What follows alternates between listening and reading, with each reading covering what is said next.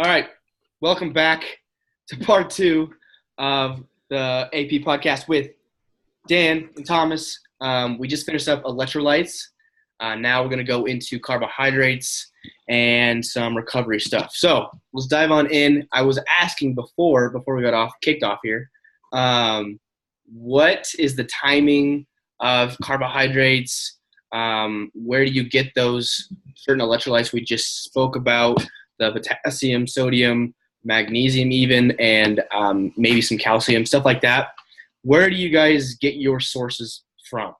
By like the most dense foods in your diet that have those electrolytes. Go ahead, start off, Thomas.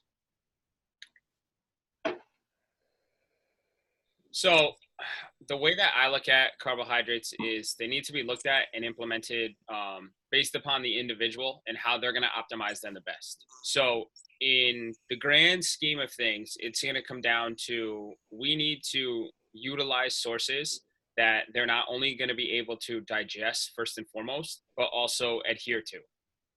Because I think that's the biggest thing when it comes to carbohydrates, just because the day in age that we live in, especially here in the United States, like you go into the grocery store, like there is an abundance of carbohydrates, and based upon whatever trend is going on social media, that's what people are going to go to. Yeah. So like I can't tell you how many times I've seen it on Instagram and in the gym, like people are pounding muffins before they go into the gym because they want to get a muffin pump, or they're eating a ton of English muffins, they're eating a ton of bagels, like you name it. I mean, I'm not going to sit here and just ramble off a bunch of nonsense, but we've all seen it, right? So I think when it comes to pre-workout carbs, you need to look at it as they're going to be used to top off energy sources, and they're going to be used to prompt our workouts, right? So we need to figure out what sources are going to digest best for us. And I think from that, the carbs are going to increase insulin levels, and then it's going to help you stay anti-catabolic during your workout. So that's why we want to have carbs pre-workout. And then, like you said, the issue becomes what sources work best. I mean, I'm always going to fall with it's going to be individualized. I like things prior to training sessions that are considered hypoallergenic. So I'm a big fan of white rice. I'm a big fan of red, golden, or Yukon russet potatoes. Some people can handle the skin, some people can't. I think that really depends on the cooking method and the storing method, how it's prepared. And then just based off of, and those are just two examples, by the way, and then just based off of the quantity of the source as well. And then things like the electrolytes with the added sodium, stuff like that can be added in. And then and you could ask Dan because he knows, I'm a big fan of utilizing those dark leafy greens, the reds, the yellows, the oranges, in terms of gathering the micronutrients from a fibrous source to help slow down the digestion of the carbohydrates. And then it does help aid in satiety and then overall health and wellness. Because that's essentially, I feel like, a large aspect that people are missing out on. Yes, you want to be able to build your body up, but you're not going to be able to build your body up without these micronutrients in your plan. Yeah. You want to add to that, Dan? No, yeah. That was really good, Thomas. I guess I'll add that the one benefit that if you're looking at electrolyte utilization or absorption and such, you can get away with loading them earlier in the day, like far away from your pre-workout, so that you're not hammering or trying to overcomplicate that pre-workout carb. So don't be afraid to have like a huge veggie omelet or something in the morning if you're training at noon or any time in the afternoon, because if you're loading on electrolytes, you're not necessarily depleting them as you're going through your normal day, unless you're sweating like crazy. Otherwise, you can use that tactic. So focus, earlier on in the day, get those electrolytes in those carb sources. Yeah, so leafy greens. I'm a fan of leafy greens. Maybe a little bit of fruit, because some of the fruits are high in potassium, magnesium, watermelons, oranges, kiwis, and such. But yeah, go ahead and worry about that earlier on in the day, and then it's off your mind. Yeah, and I wanted to ask both you guys, because I kind of use this, but do you guys ever, and depending on how you go about your nutrition stuff, but based on kind of like a body type or a person that can metabolize carbohydrates easier than others, do you guys use any sort of insulin spike during the day from like a fruit or like something of sorts? If they're training in the evening and maybe we're timing their carbohydrates heavy around their training, obviously, but do you ever use a pretty decent insulin spike earlier in the day when you are, I don't know, dieting somebody, if that makes sense? Do you see any benefits to that? Go ahead, Tom. I would say personally, I think that comes down to what the individual does for their daily life. For someone who sits at a desk all day, and let's say we are in a fat loss phase, I'm in 100% agreement with Dan, where I will have them have like a big omelet first thing in the morning. Like, I would rather have someone, if we're saying that they train later on in the day, let's say they train 4:30, 5 o'clock in the afternoon, and their day starts at 5:30, I will slowly start to implement carbs throughout the day closer towards their workout. So for breakfast and maybe even their first meal, it'll be more protein, higher fat, and fibrous vegetable based. And then let's say if their second meal is at 11:30, 12, I may sprinkle in, let's say, anywhere from 15 to 25 grams of a starchy carbohydrate. And then that next meal, if that's their pre-workout meal, that's where I'll look to add in, I guess you could say, a bigger bolus of carbohydrates, whether that is just starches or whether that is starches and some fructose sugars.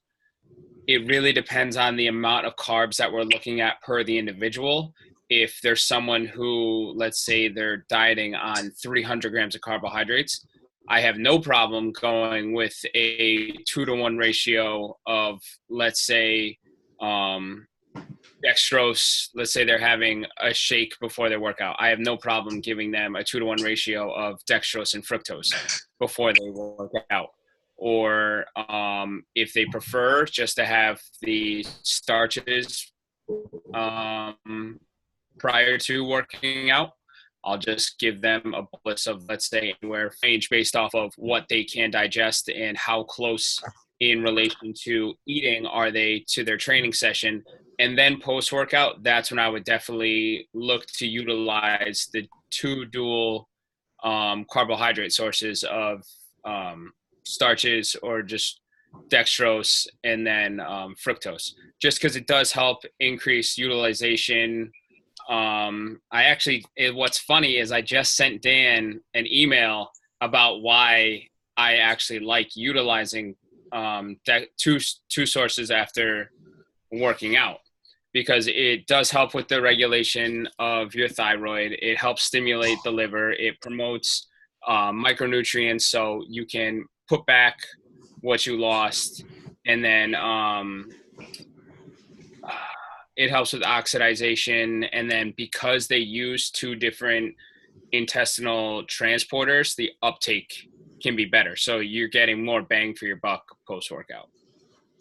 So then, Dan, is what he's saying is there's more supercompensation going on because more GLUT4 receptors are being stimulated through different carb sources? Or Thomas, is that what's going on? Is that what you mean? So they're going to use 2 different transport absorption systems. So I know GLUT4 is one. I can't remember off the top of my head right now what fructose uses, but I don't believe that it is GLUT4. I I literally I'm blanking out on it right now, but from what I found, your body is able to take in more, and then you can almost get a further glycogen replenishment, and then based upon how your body utilizes carbohydrates, you can see a better supercompensation effect, just from my personal experience. Yeah, no, I would agree. And Dan, I guess going off of that, I kind of wanted to kind of follow up from last time with those insulin pendulums that we were talking about. Sure. Super compensating to the max. This is what we're talking about. What beneficial effects do you see from mixing those two and really raising that super compensation? What kind of stuff, or why should you do it, is what I'm saying for people listening. Why should you do that? Obviously, Thomas just said about thyroid and different mechanisms, but for maybe a hypertrophy standpoint or maybe a strength standpoint, is there any benefits to that? Strength standpoint, no. Recovery standpoint, yes. Loading supercompensation standpoint, there has been some studies that have shown that a little bit of fructose aids that, and it does go into the gut, those transport mechanisms. However, I haven't seen 100% conclusion on that studies. So I've tested it both ways. I will say that I do that if I'm peaking someone, if I'm trying to hit them with a lot of carbohydrates. In my opinion, after doing some of the reading on it, I think it goes into kind of like topping off your liver glycogen stores, and that's where our fructose is going to be superior.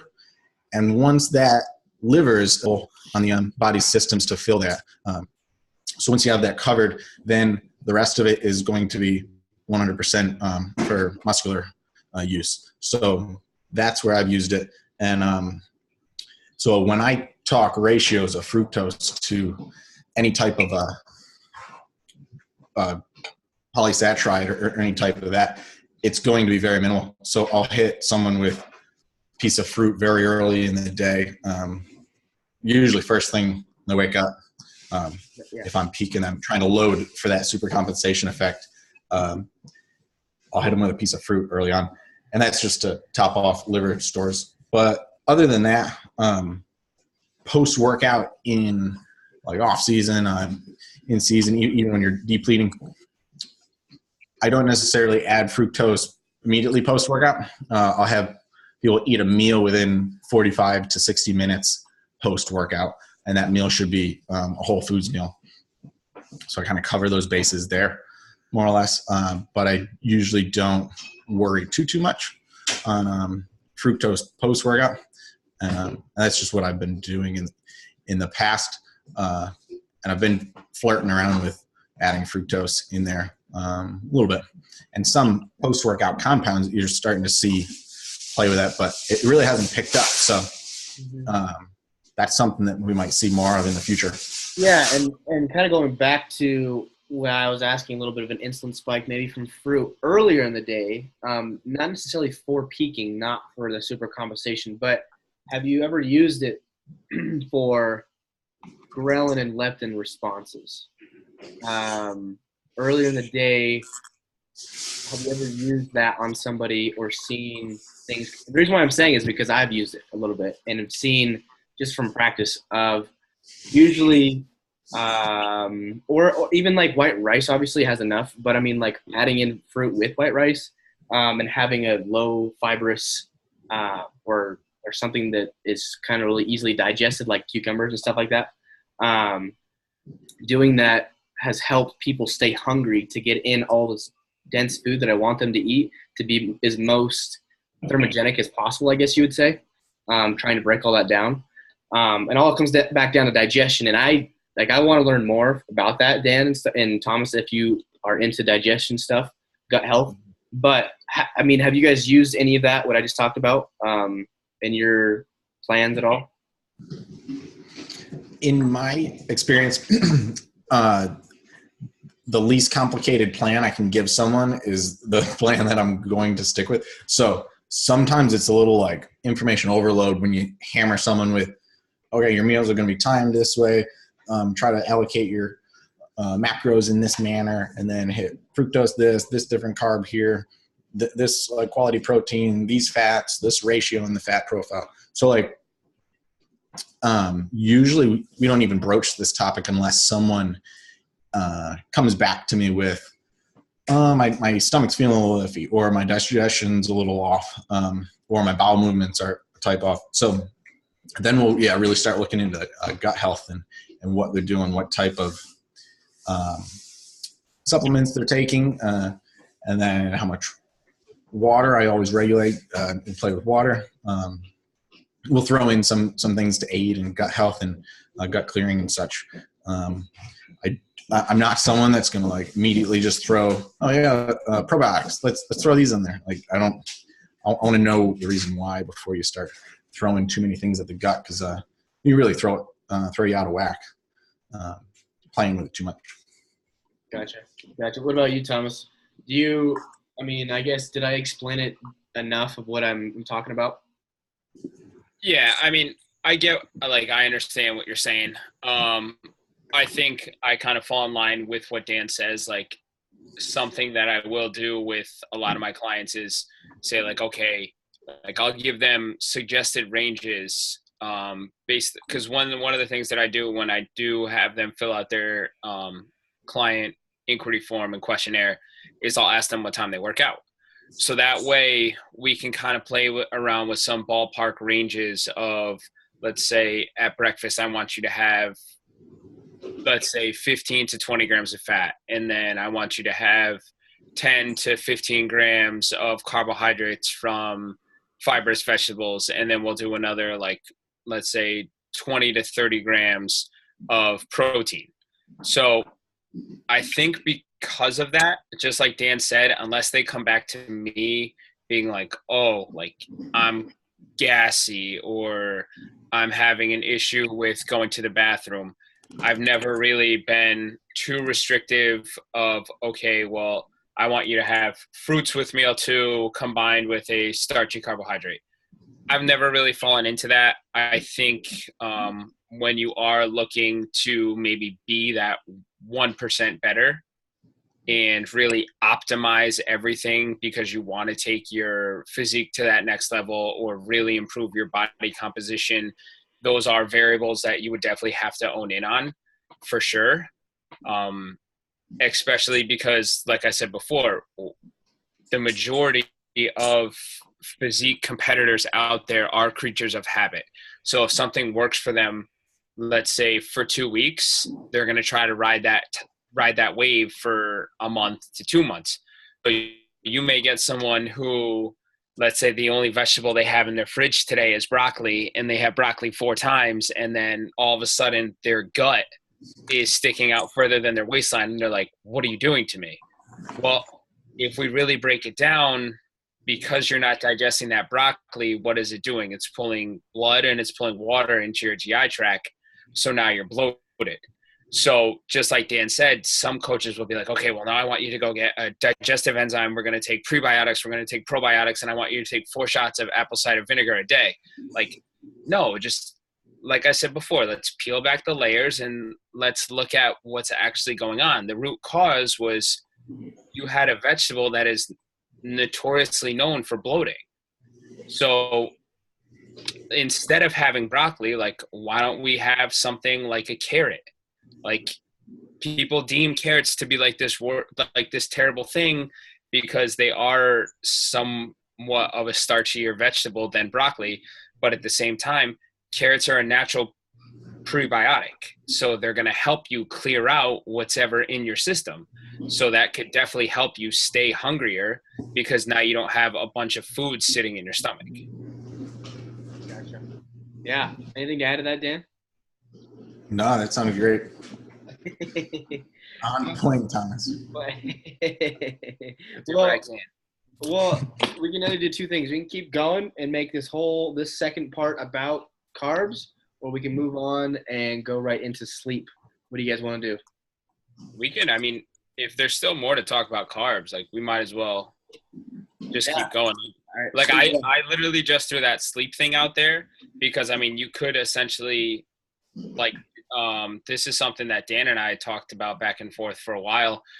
You could tie into having a bolus of carbohydrates right before bed to help you sleep better. Oh yeah, You know what I exactly. mean? Like so like you could obviously have a large consumption of carbohydrates before you go to bed to help increase serotonin levels. And then obviously that could be a way to help you sleep better. I mean, everything in the grand scheme of things is always going to be individualized. Yeah, no, and I see that too. People who, or at least my guys who have to train really late at night, and I'm trying to reach some in the rhythm of circadian rhythms and stuff like that, trying to push them and get them to sleep as fast as possible when they get home. I'll just backload them really hard like that, and it seems to, obviously help a little bit. But yeah, no, that makes sense. But yeah, if you guys want to keep going with carbs, I mean, I love it. So yeah, just to piggyback off what you just said, even with the backloading, I think something that those clients should monitor, and I mean, this goes back to writing things down, is let's say you backload them with a ton of higher glycemic carbohydrates, and then all of a sudden their blood sugar levels rise and they have all this energy. That's where you might want to look at mixing a combination of higher and lower glycemic carbohydrates just to help level off that blood sugar level spike. So instead of it just skyrocketing, have it be more sustained, because they are then going to go to bed. So it could then help with the serotonin and then also help refuel their muscle glycogen while they're sleeping. So they're not just having like a huge spike in insulin and then all of a sudden dropping off, waking up in the middle of the night in like cold sweats and almost waking up to binge just because they feel like they're hypoglycemic. Yeah, do you kind of do the same thing, Dan? Do you kind of mix glycemic indexes like that? Right, yeah. Those evening lifters are tough just because you want to feed them, you want to start that recovery process, but yeah, if you hammer them too hard with carbs, they are going to have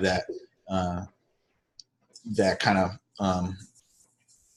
downing in the middle of the night, and it does. They've seen that it disrupts getting into stage 3 and stage 4, the sleep cycles, which are the deeper sleep cycles. So do you hit them with fats as well post-workout, and then you end up slowing down digestion, slowing down, you pay all this money for an isolate protein and a fast digesting carb, and then you're throwing up fat, and if it's a whole foods meal, a fiber, you start backtracking yourself. But so it's individualized again. We kind of keep coming back to that. There's no absolutes. So there's going to be a certain threshold of what that person can usually take in. And I've seen it go back and forth between male and female. As far as there's some females that can pound carbs late at night, fall asleep and sleep all night long. And they usually wake up and don't have to hit a big breakfast. I've seen the opposite to be true as well, that males can hit more carbs than females. So it's just like across the board, really.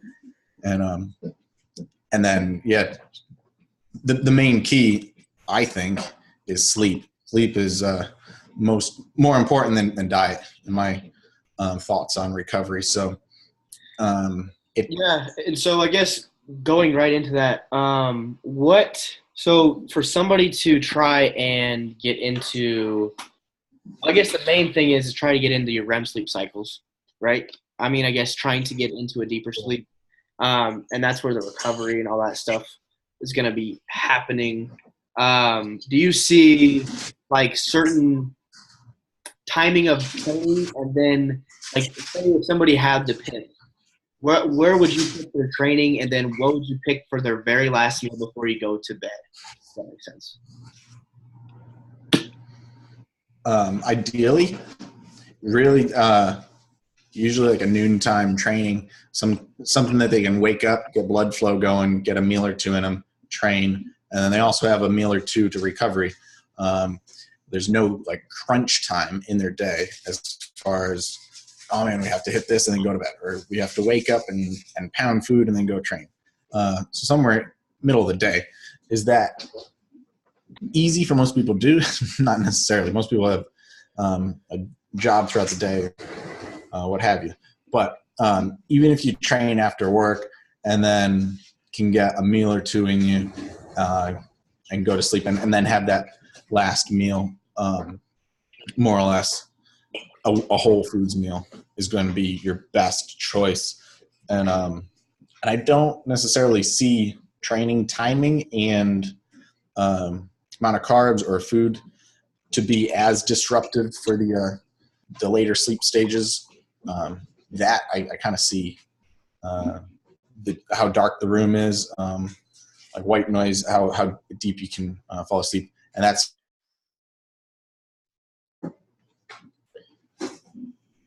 Okay. Oh, broke up there for a second. Yeah, no, that makes sense. Do you have any structured food types? Do you stick to a higher fat content before you go to bed, Thomas? Do you really limit the carbohydrates? Do you still keep in certain carbs but a different glycemic index? What do you like to see? I know it's individualized, like we've been talking about, but if you're able to train during the day and then that last meal, what do you like to incorporate? So, like I was telling you before, by profession, I'm a phys ed school health teacher. So I kind of luck out. I'm one of the general outliers that gets out of work at 2:30. So I'm able to get to the gym at 3, and as I'm leaving, the majority of the public is coming in because I'm out of there by, let's say, 4:30, 4:45. So like that works out for me where I can wait, let's say, 15 to 20 minutes after I work out, and like Dan was saying, like have some type of fast-acting protein and some type of fast-acting carbohydrate, and basically kick myself out of the sympathetic state and go right into the parasympathetic. I think like that's going to be crucial. Just because of the fact of we're causing such a stimulus on our body to fight or flight while we're working out, that getting out of there, getting into the rest and digest, kickstart recovery, and utilize those nutrients is going to be priority number one. So that's why I know it's a whole pre-workout craze out there, but I'm not a big fan of my clients taking, let's say, 300 to 400 milligrams of pre-workout after 3:00 in the afternoon. Just because of the half-life on caffeine, it could be anywhere from, I believe it's 6 to 8 hours. So, I mean, you may not feel the residual effects, but your central nervous system will still be going. So I think that too needs to be highly considerate in terms of what is my supplement going to do to my sleep? Because I can't tell you how many times I've heard, dude, I took this new pre-workout and I was literally up to like 2 a.m. buzzing.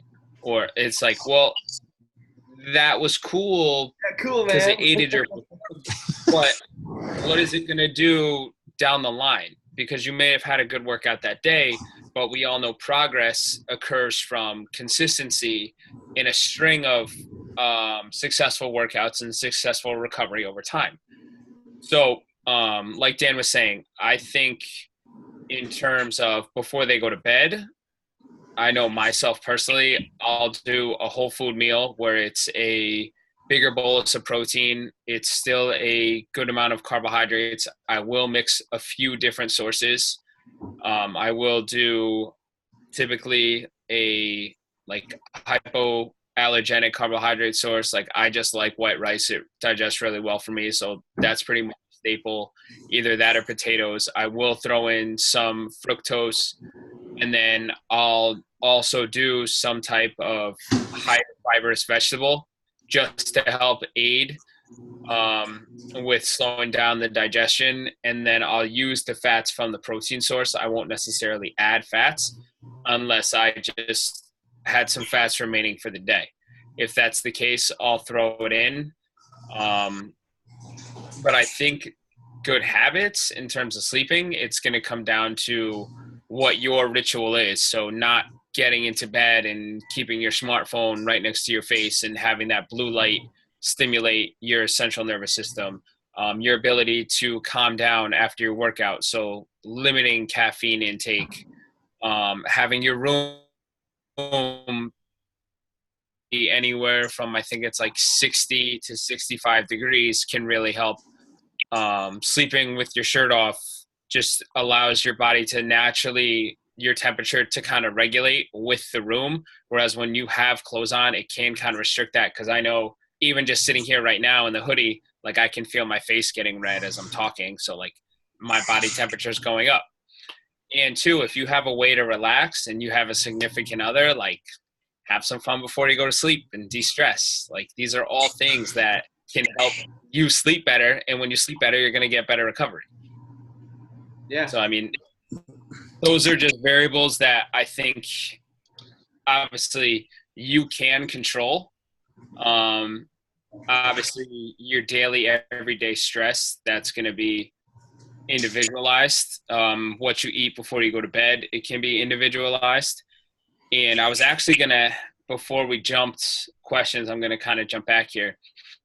So Dan, you had mentioned that post-workout, you've had your clients use weight isolate, but if they train later in the day, like let's say they train 5:30, 6 o'clock at night, would you rather have them supplement with, let's say, 10 to 14 grams of aminos during their workout and then just go home and have a whole food meal because of the insulin spike that's going to occur from the aminos? Or do you still want them to do that whey shake and then try to squeeze in another meal? I like the double meals. I like to slam a shake when even if you're driving home, and even if you're eating 30 minutes later. I still like that isolate protein and then come back with a whole foods meal.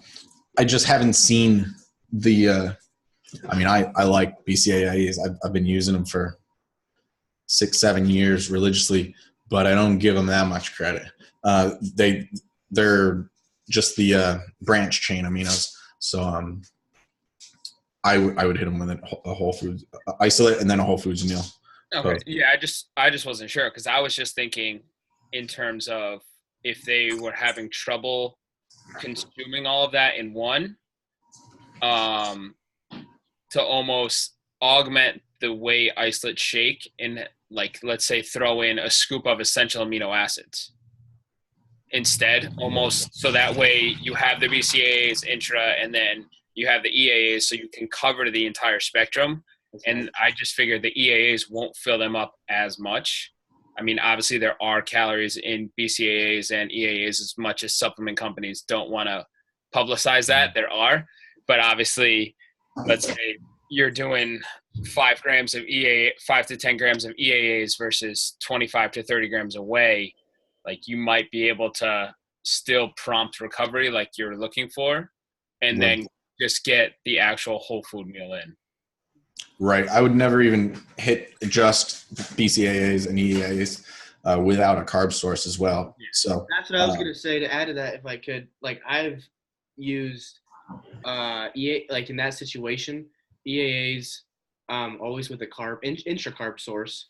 For some reason I'm very into like a John Meadows and a kind of intracellular stuff with carbohydrates. Cluster dextrin.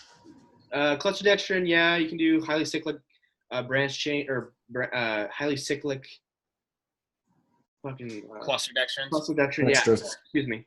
Or dextrose. There's different, dextrose, straight dextrose. I've used different things, but like having those two and then having the EAs in your bloodstream, I think it depends also, like in my opinion, how long of a training session you're having too. Obviously the carbohydrate's going to stay in your system. If you have like, for example, like Carbolin or something like that, or something that's not such a quick hitter.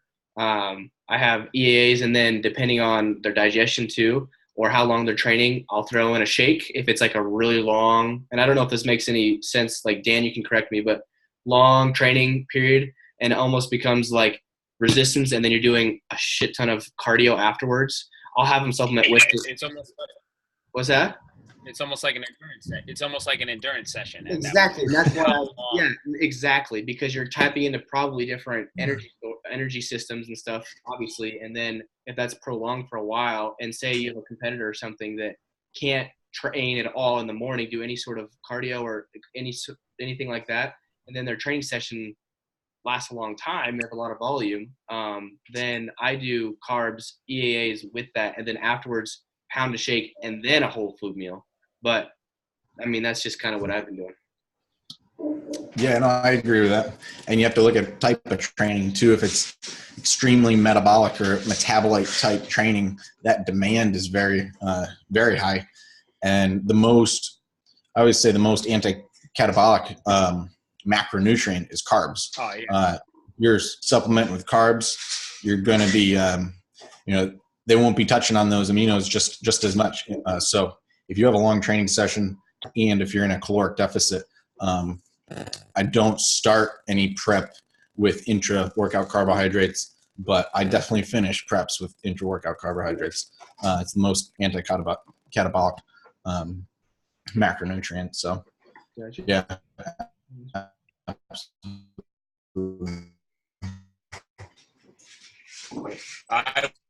I would say that all of my clients post-workout are protein and carbs without a doubt, just for the fact that it is like going to prompt that anabolic response. And you need a way to get the protein into the muscle cells. So like I will have them do some type of protein, obviously an isolate if it's available, quick acting carbohydrate source, and then I'll even have them add some sodium to their post-workout shake. As disgusting as it sounds, I'll have them do that just because of all of the intracellular mechanisms that the three of them combined have. It will prompt recovery and help further progression. Nice. Well, we do got that countdown, and I want to actually do another podcast another time going into this more because I'm loving it. Such great information, guys. Seriously, thank you so much for being on the podcast. There's a lot that we covered today. Thanks for having us. Yay. Yeah. No. Absolutely, Austin. Always a pleasure.